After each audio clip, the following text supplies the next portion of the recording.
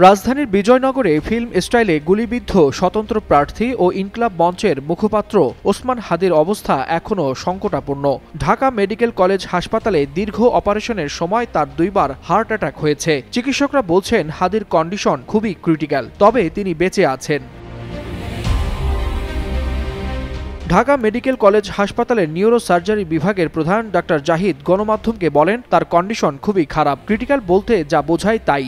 অপারেশনের সময় হাদির 2 বার কার্ডিয়াক অ্যারেস্ট হয় এবং নাক মুখ দিয়ে প্রচণ্ড রক্তক্ষরণ হয়। ডাক্তার জাহিদ সতর্ক করে বলেন, আমরা কোনো আশার কথা বলছি না, তবে মানুষটি এখনও বেঁচে আছেন, বাকিটা আল্লাহর ইচ্ছা। চিকিৎসকরা জানান, মস্তিষ্কে বুলেটের ক্ষুদ্র ফ্র্যাগমেন্ট রয়ে গেছে, যা অপসারণযোগ্য নয়। উন্নত আইসিইউ সাপোর্টের জন্য স্বজনদের অনুরোধে তাকে এভারকেয়ার হাসপাতালে স্থানান্তর করা হয়েছে।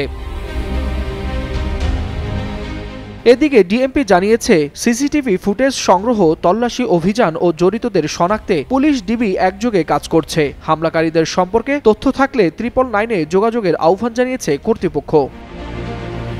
ওয়ালিউল হাসানাত, যুগান্তর নিউজ।